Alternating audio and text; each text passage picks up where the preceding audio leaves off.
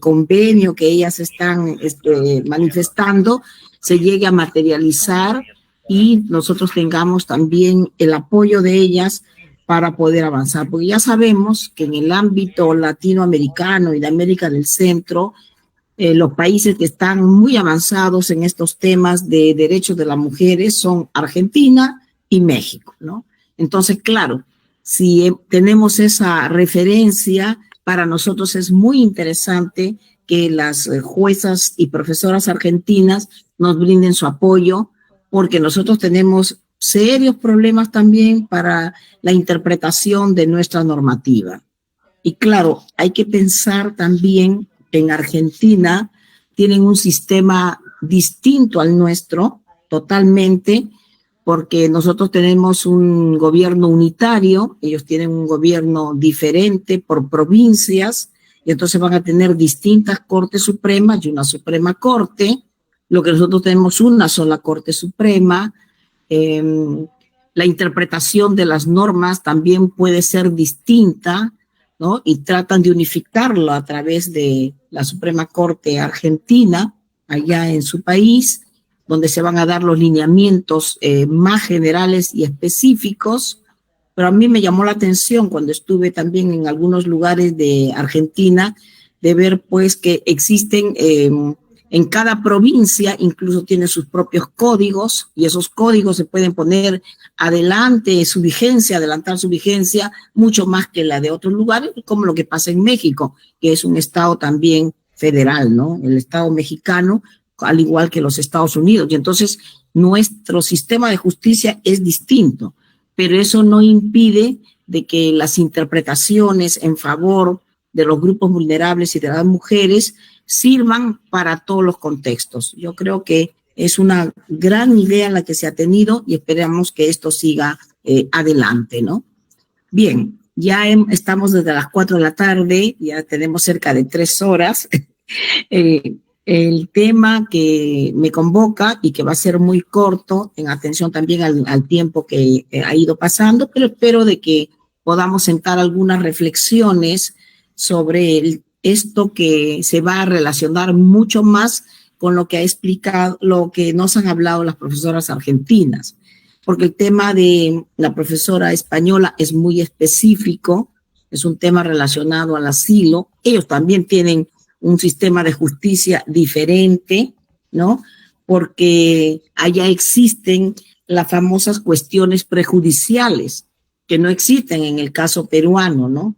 Entonces, los jueces le consultan al Tribunal de Justicia de la Unión Europea determinados temas y lo que diga el Tribunal de Justicia se tiene que cumplir en el país. Entonces, van a dar directivas y se va a esperar incluso un tiempo para que esas directivas se puedan extrapolar a los estados de la Unión Europea y puedan ser de eficacia vinculante. Por eso me pareció muy interesante la exposición de la profesora española cuando dice que a ellos no les sirve de mucho la sentencia del mes de enero, porque ellos tienen un sistema mucho más avanzado en relación a lo que es el tema de extradiciones, porque su Tribunal Constitucional también es mucho más avanzado en esta materia, ¿no?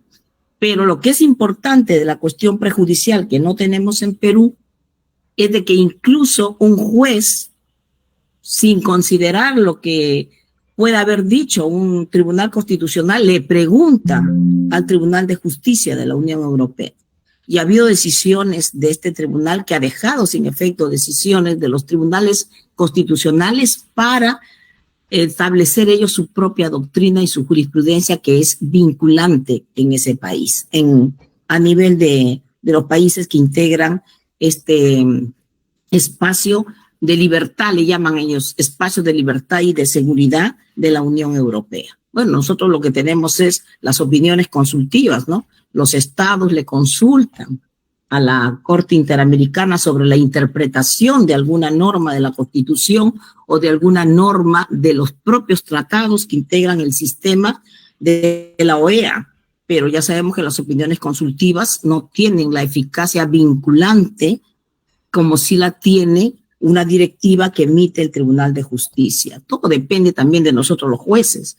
Si nosotros los jueces esas opiniones consultivas las introducimos en nuestra jurisprudencia, le damos eficacia vinculante, ¿no? Y entonces, ¿qué es lo que quiero decir, no? A través de estas pequeñas reflexiones de lo que nos han dicho las compañeras argentinas en relación al tema específico de la violencia contra la mujer y los problemas que se suscitan en el ámbito penal, en el ámbito de la familia, en el ámbito civil, y lo que nos ha dicho nuestra ponente de España, de que existen problemas que son similares, de que en el caso de estos países de la Unión Europea que se consideran mucho más avanzados, pero que tienen problemas muy graves por los temas de inmigración, o en el caso de Argentina, que está adelantado en el tema de la violencia, subsisten los problemas, pero que también nosotros tenemos nuestros propios problemas y que al final lo que importa es encontrar mecanismos que permitan proteger eficazmente los derechos de las mujeres y de las niñas. Entonces alguien podría decir, pero ¿por qué los derechos de las mujeres y de las niñas y no los derechos de todos los ciudadanos? Lo tenemos claro, ¿no? Los que acceden a la justicia en nuestro país, hombres o mujeres, deben gozar en plena igualdad de derechos de un acceso a una justicia transparente, imparcial, oportuna, pero también sabemos de que hay grupos vulnerables y las mujeres siempre a lo largo de la historia han sido considerados grupos vulnerables. ¿Y por qué grupos vulnerables? Porque lamentablemente a través de la historia se han ido forjando determinadas ideas que han establecido de que la mujer siempre tenga un papel menos relevante que en el caso de los hombres, ¿no? Y por eso es que cuando se trata de hablar de justicia referida a las mujeres, siempre nos van a decir que debe haber una prohibición de los estereotipos de género. Y cuando se trata en materia penal, que es el tema más sensible sobre la violencia contra la mujer, quería referirles que hay una casación muy interesante, que es la 851-2018, donde se establece, ¿no?, de que se tiene que enfrentar estos estereotipos de género y hace una relación de ellos. ¿Por qué? Porque citan a la Corte Interamericana de Derechos Humanos y hablan que la Corte ha establecido que es un deber de los estados, y entre ellos estamos sus funcionarios, los jueces, de visibilizar estos estereotipos de género, identificarlos, difundirlos, y además deben visibilizarlos. ¿Para qué? Para proscribirlos. Entonces, en esta casación 851, que aborda el tema de los estereotipos de género, y que ustedes van a ver que ya es una situación casi frecuente de parte de la Corte Suprema y de muchos jueces del país, acudir a estos conceptos que a mí me parecen muy relevantes. Por ejemplo, acá se dice de cuáles, hay un listado que han hecho que me parece bien y que llama la atención, porque cuando fue el examen para los jueces de la Corte Suprema, recuerdo que uno de los miembros de la Junta Nacional de Justicia, no sé si lo habrán seguido haciendo en los otros concursos, preguntaba, deme una lista de estereotipos de género. Yo recuerdo perfectamente que le preguntaron a un postulante, ¿no? Y aquí se va a visibilizar estos estereotipos. Por ejemplo, la mujer es posesión del varón que fue, es o quiere ser su pareja sentimental. La mujer es encargada prioritariamente del cuidado de los hijos y las labores del hogar. Se mantiene en el ámbito doméstico. La mujer es objeto para el placer sexual del varón. La mujer debe ser recatada en su sexualidad, por lo que no puede realizar labores que expresen su sexualidad. La mujer debe ser femenina, de modo que, por ejemplo, se le limita la posibilidad de practicar determinados deportes o restringe la libertad de elección de la vestimenta que utiliza. La mujer debe ser sumisa, no puede cuestionar al varón.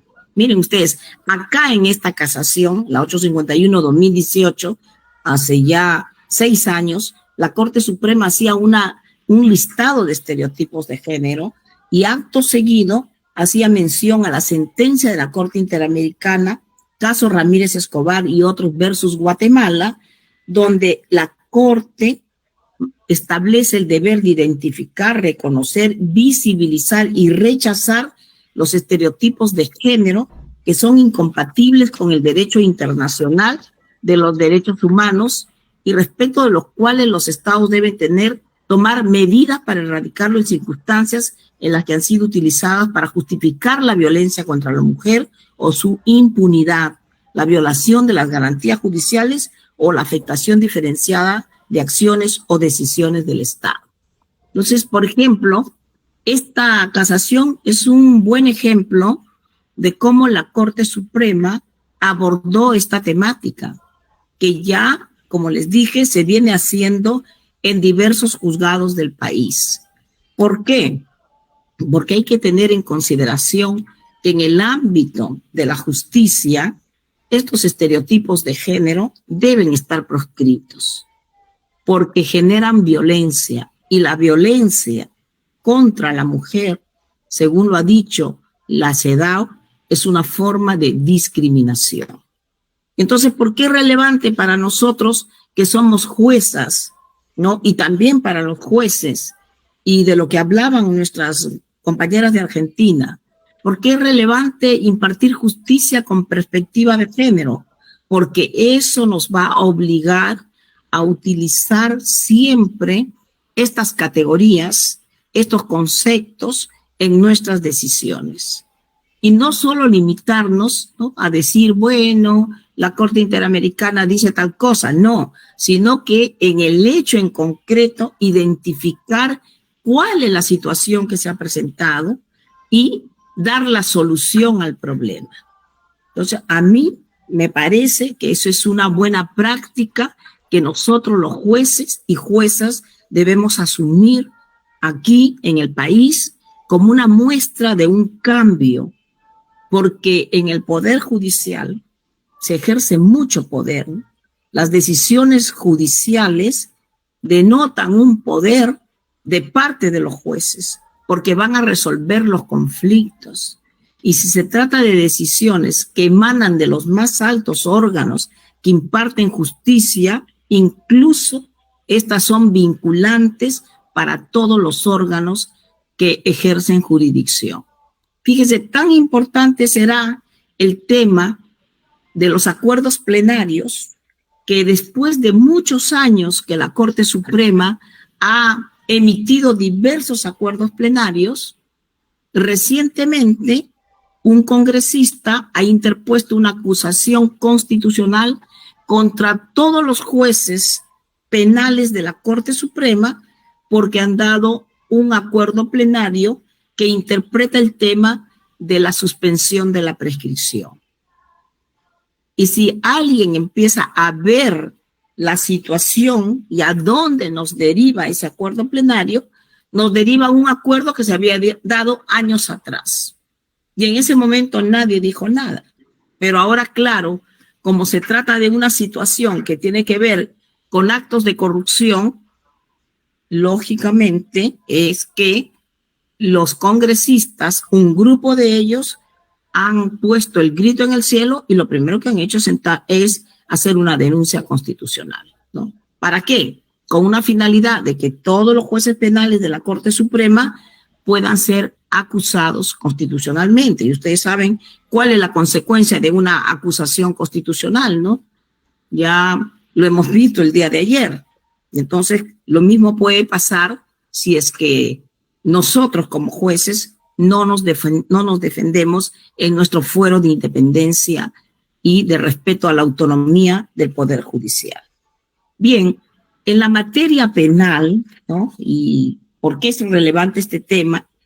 Porque aquí, ¿no?, se puede defender eficazmente los derechos humanos. No quiero decir de que no se haga en las otras áreas, por supuesto que sí, pero acá es donde la violencia se ejerce con mayor fuerza.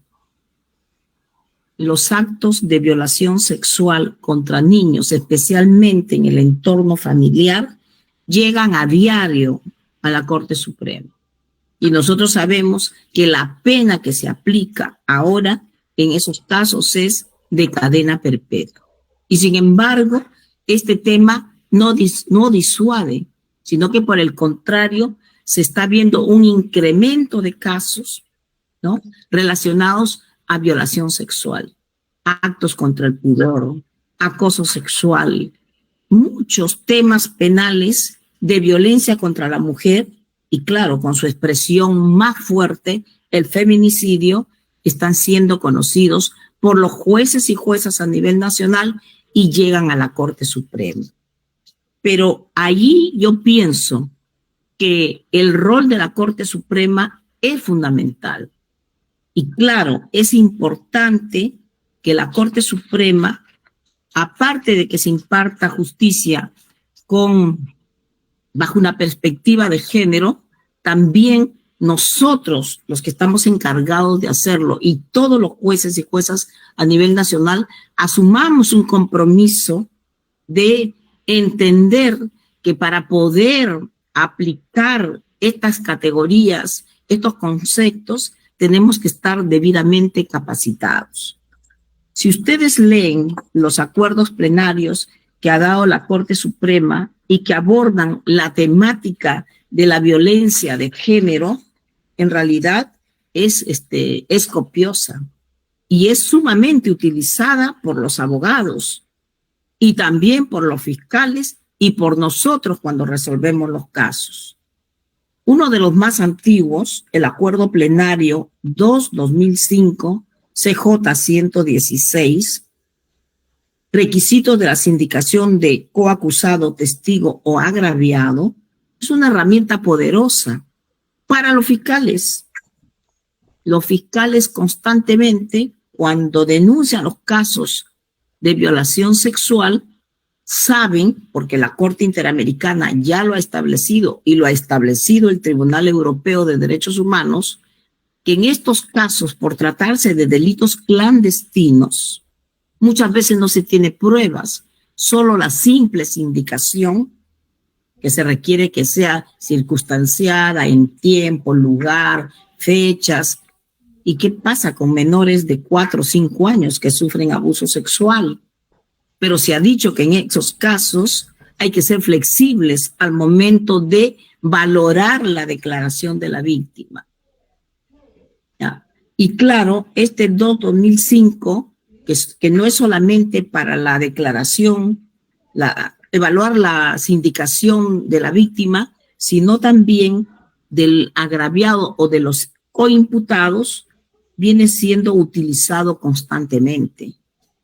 Y la Corte Suprema, complementando este acuerdo, el 2005, ha visto también de que constantemente se retractan las víctimas o se retractan los denunciantes, generalmente el padre, la madre, los familiares de los menores.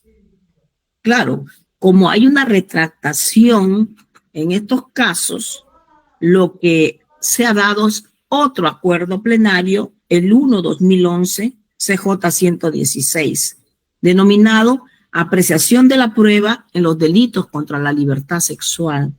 Y ahí muchas de nosotras que estamos acá y de las personas que nos están escuchando, verán que hay una parte destinada a lo que es la valoración de la retractación y cómo se debe valorar por parte de los jueces una retractación de parte de la víctima y se hace extensiva por algunos magistrados, hemos visto, hacia los denunciantes, generalmente los padres o familiares de los menores. Por lo tanto, este acuerdo plenario 1-2012, dado 7 años después del acuerdo plenario 2-2005, a mí me parece un instrumento valioso, porque además va a abordar el tema de la revictimización, porque acuérdense ustedes que acá en el Poder Judicial se ha establecido ya por parte de la Sala Plena de la Corte Suprema a través del Acuerdo 141-2016 creo que era la época donde nuestra presidenta integraba el Consejo Ejecutivo, o no lo sé, la doctora Judith. Ahí se dio un acuerdo de sala plena, pero claro, el Consejo Ejecutivo, lo otro es los jueces de la Corte Suprema, pero quienes implementan los acuerdos de la Corte Suprema es el Consejo Ejecutivo, del Poder Judicial. Ahí se dijo de que se va a establecer una política transversal de la institución del Poder Judicial para incorporar el enfoque de género en todos los niveles y estructuras organizativas. Y a partir de ese acuerdo plenario se va a emitir una resolución administrativa del Consejo Ejecutivo del Poder Judicial, que es la 0114-2002 de la Presidencia del Consejo Ejecutivo, donde va a normar lo relacionado con un protocolo de administración de justicia con enfoque de género en el Poder Judicial. Y claro, ya nosotros estamos viendo que existe una evolución cualitativa respecto a los acuerdos plenarios. Si el 2005 se dio no para temas sexuales generalmente, sino se dio para otro tipo de escenario, el acuerdo plenario 1-2011-CJ se dio especialmente para apreciar la prueba en los delitos contra la libertad sexual. Y claro, como les digo, contrastamos, porque por un lado, el fiscal nos ofrece la sindicación de la víctima a nivel preliminar y por otro lado, el abogado ofrece la retractación de la víctima en las otras etapas del proceso penal. Y corresponderá a nosotros, evaluando el caso bajo una perspectiva de género, con las fases que nos ha dado el protocolo de administración de justicia, establecer en realidad si esa declaración retractatoria en el fondo obedece a situaciones que realmente ocurrieron o aquellas que tengan que ver con alguna influencia de parte del autor y que pretende generar impunidad.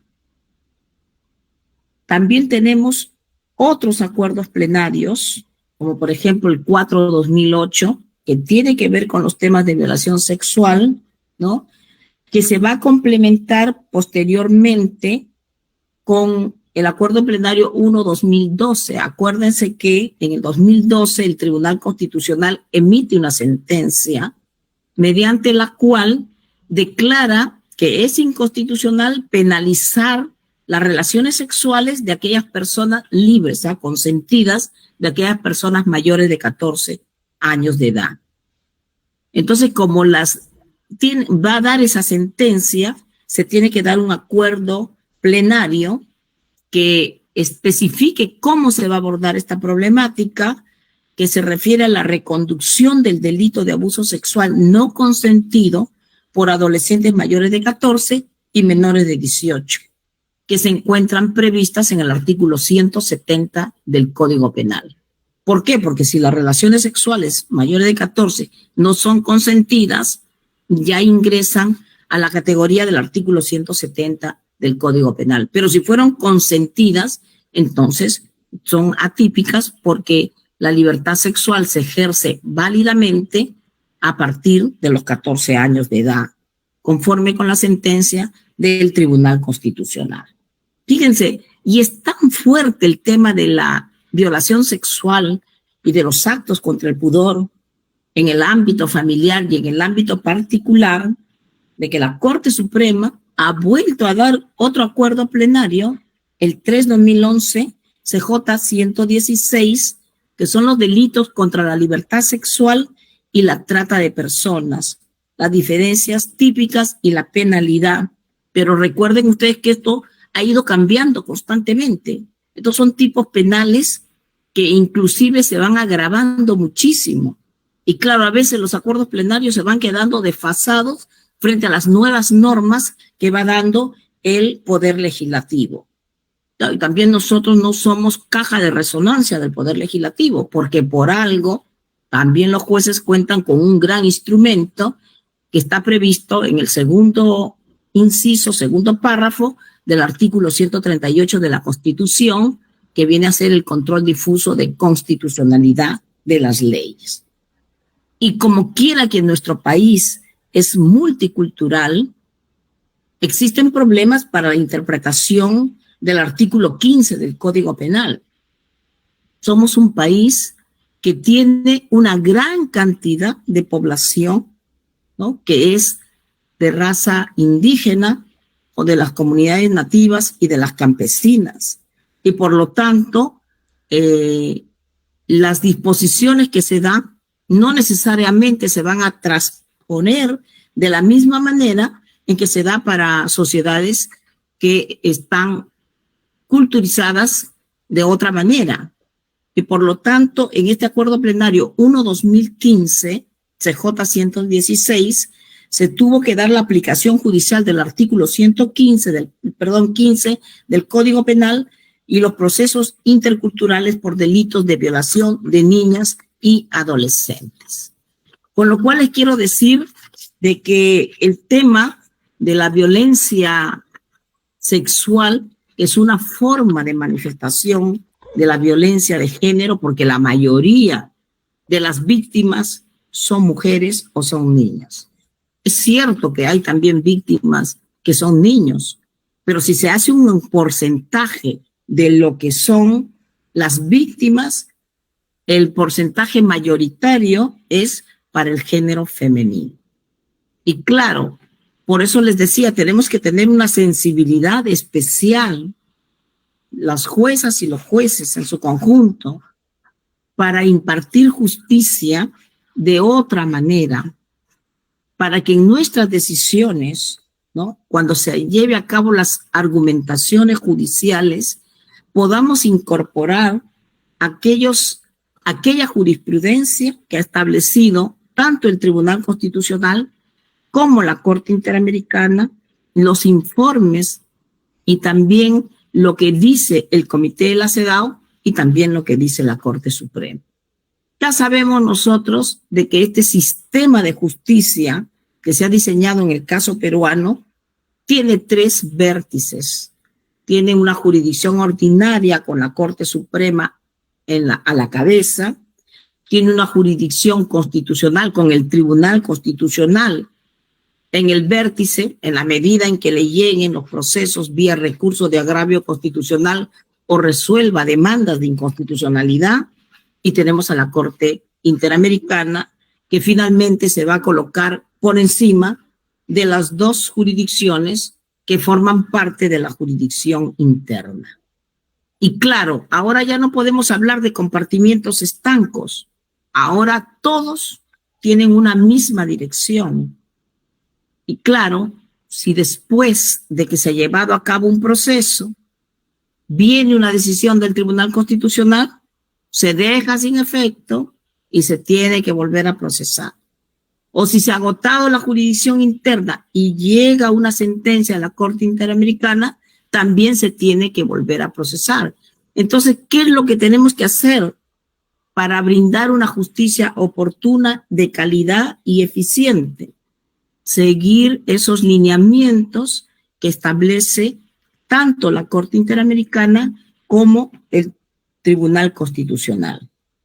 Además, como quiera que la violencia contra la mujer, de lo que estaban hablando las compañeras de Argentina, con sus prácticas que ellas han implementado, algunas están reguladas por ley, pero otras nos han dicho de que a veces se toman por acuerdos. Y yo creo, doctora Judy, y creo, compañeras, de que nosotros también podemos hacer muy buenas prácticas, ¿no?, para poder hacer que la justicia, ¿no?, el acceso a la justicia llegue de manera más oportuna y que se pueda comprender de parte de los que son los usuarios de la justicia de cuál es el rol que nos corresponde a nosotros como jueces y juezas en la defensa de los derechos de las víctimas, que generalmente son las mujeres y las niñas.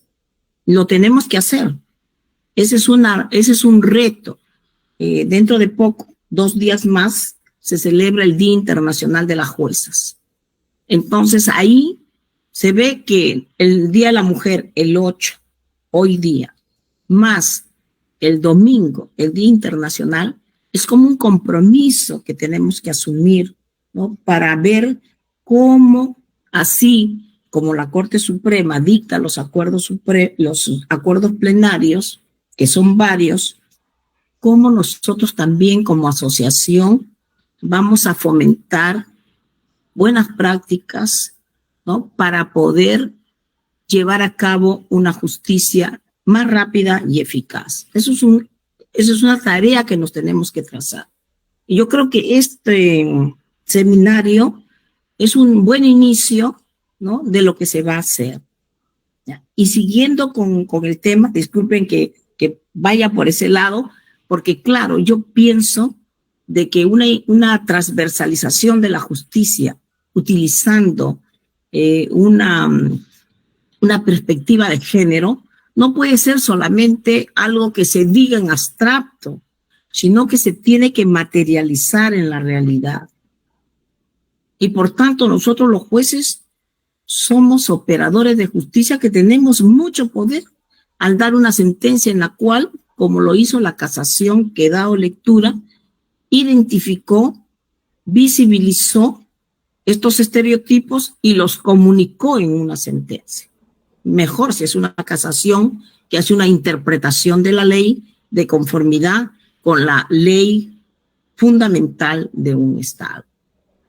Y luego quería también decirles que respecto de esta casación, posteriormente y en conexión con los acuerdos plenarios que venimos viendo, también se dio otra casación, que es la 1636-2019, que se remite a esta de Puno y hace en relación al supuesto de hecho que se presenta, identifica la presencia de estereotipos de género.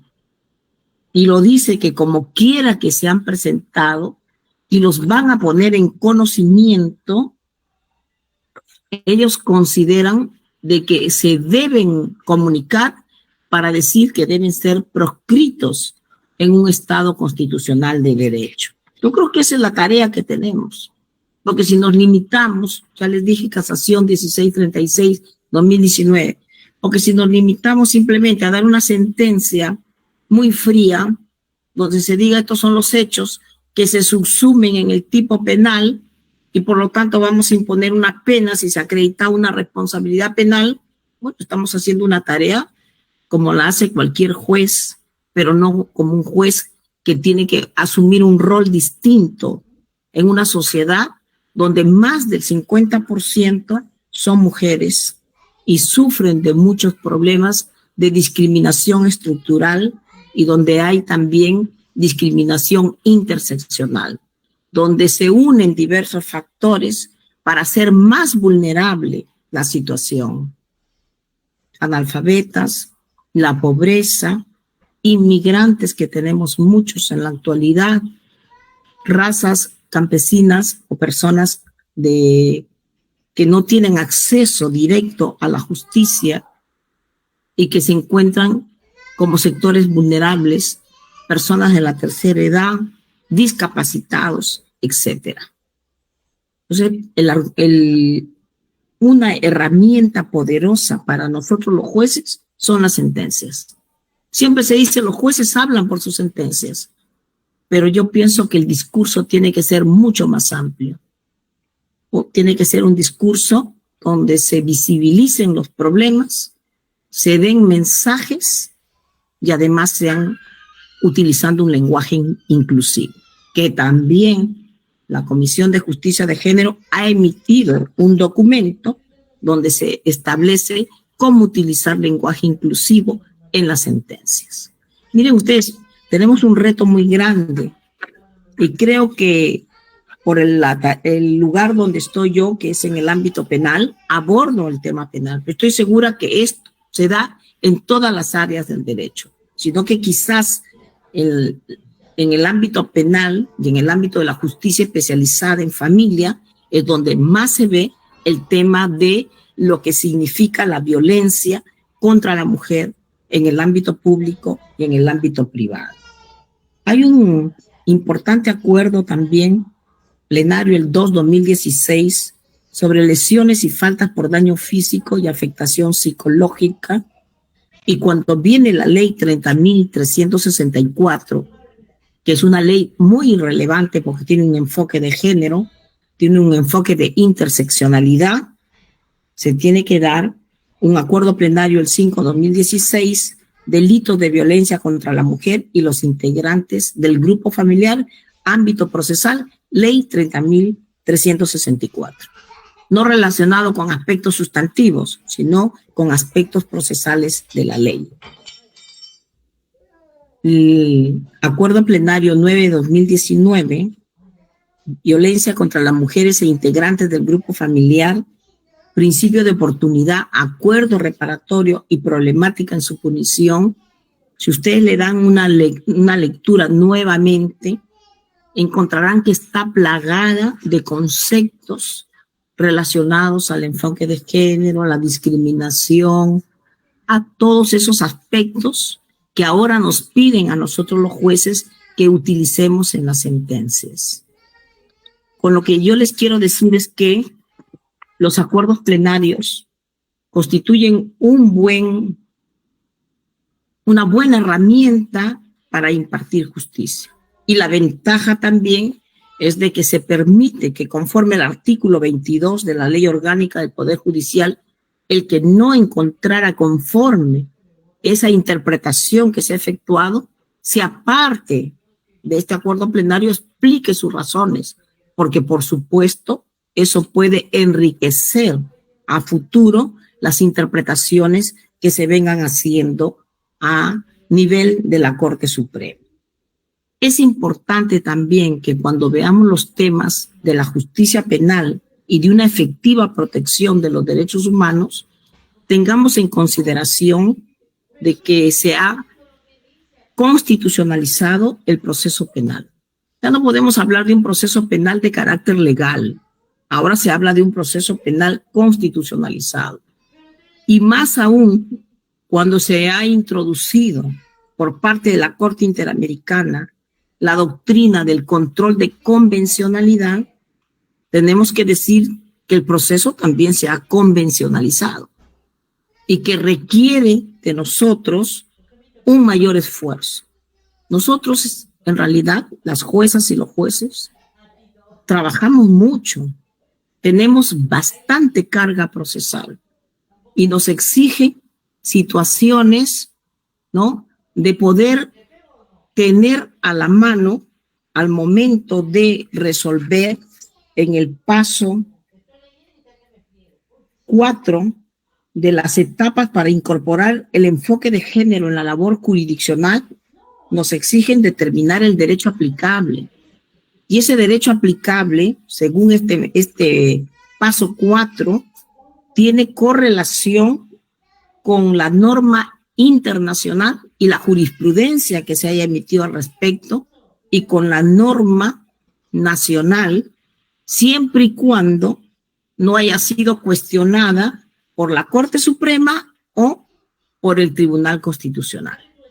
Entonces, ¿eso qué nos está diciendo el protocolo de la Administración de Justicia con enfoque de género del Poder Judicial? De que al momento de resolver se escoja la norma que más favorece a la persona, pero que también se tenga que dejar de lado aquella que ya ha sido interpretada y considerada que es inconstitucional, ya sea por el Poder Judicial, a través de la Corte Suprema, por el Tribunal Constitucional o por la Corte Interamericana de Derechos Humanos. Y eso nos lleva también a establecer cuál es el valor que nosotros, las juezas y los jueces, le tenemos que dar a la jurisprudencia que emiten los órganos internacionales de protección. Yo creo, sinceramente, de que sin perjuicio de que cuando un Estado suscribe un tratado, se compromete de buena fe a seguir lo que diga ese tratado, también se compromete a seguir su jurisprudencia, la jurisprudencia que emitan los órganos establecidos en los tratados. Y sabemos que hay tratados que tienen órganos jurisdiccionales, como la Corte Interamericana, pero que también hay tratados importantísimos, como el que nos ocupa a nosotros en esta tarde, que es la Convención sobre la Eliminación de toda forma de discriminación contra la mujer, que es la CEDAW, que tiene un comité, la CEDAW, ¿no? Que si bien es cierto, está facultada para recibir comunicaciones, cuando llega una comunicación, se hace la diferencia en la ley de ejecución de sentencias supranacionales. ¿Cuál es la diferencia? Aquello que venga de la Corte Interamericana tiene carácter vinculante y se debe ejecutar esa sentencia en sus propios términos como si fuera una sentencia dictada por un juez interno. Sin embargo, si viene una recomendación general o una decisión en específico de la CEDAW, ¿qué es lo que tiene que hacer la persona? Porque se va a encontrar que no le van a dar valor vinculante. Tiene que interponer un amparo para que se ejecute en el orden interno.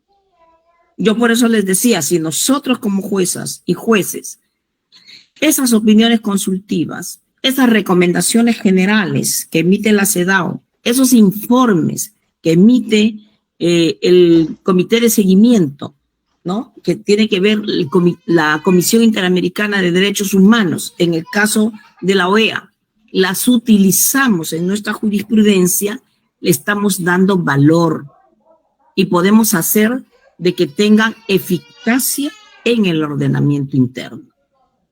Y eso sería un instrumento, un mecanismo para lograr que esta situación donde hay una interpretación más favorable, ojo, porque me parece muy bien lo que ha hecho el Protocolo de Administración de Justicia, que tiene como antecedente el Protocolo de México, establecer el principio pro persona.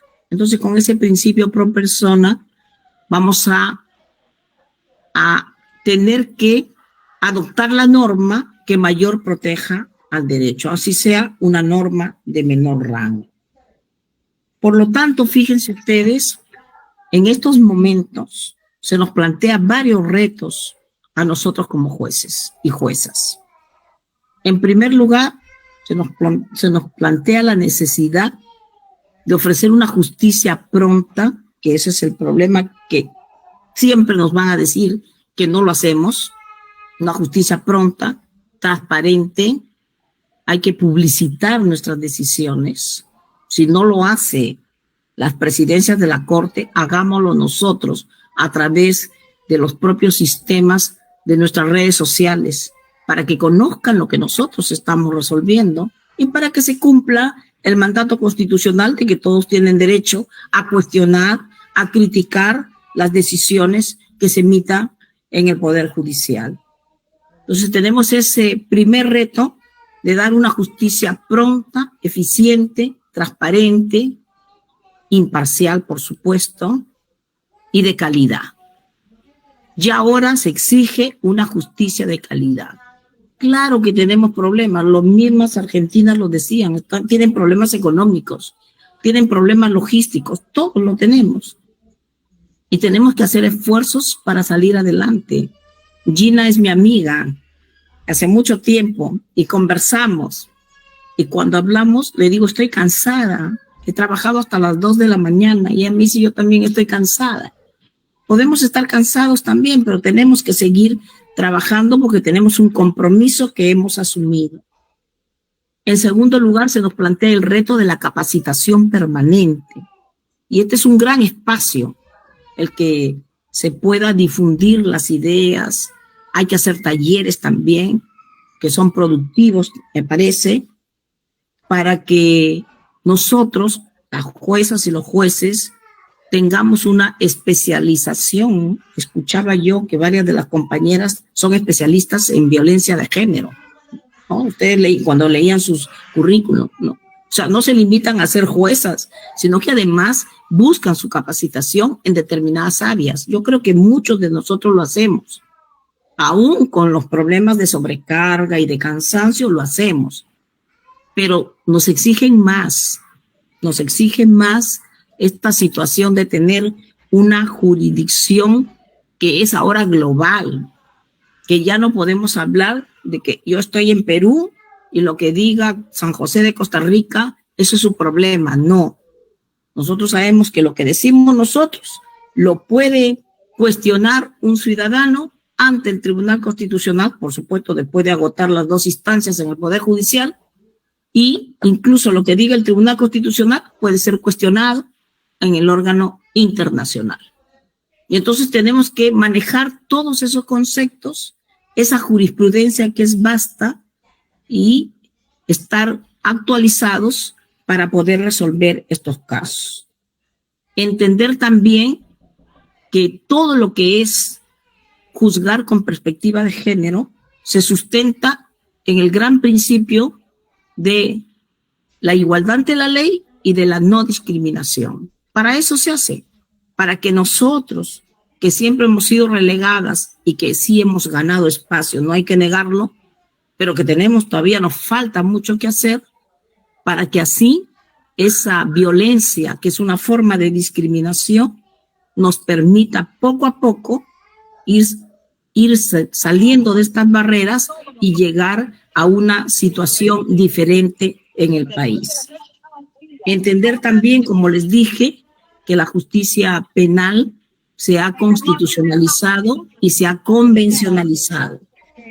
Y por ello, cuando nosotros tratemos los casos, todos ellos deben ser bajo la perspectiva de género, como esa herramienta que se está proveyendo para lograr la igualdad, no solamente la formal, sino la igualdad real o igualdad material en este ámbito de impartición de justicia.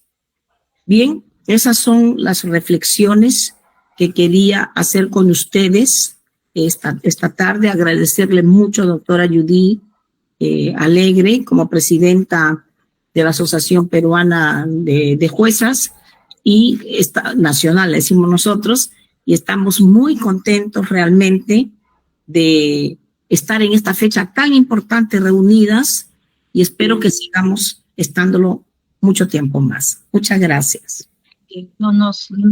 Muchos aplausos para la doctora Susana por esta brillante disertación. Y no sé qué acabamos al mencionar que era una de nuestros referentes en la Corte Suprema y en el trabajo que viene realizando y que inspira a todas nosotras en este trabajo para esta perspectiva de género.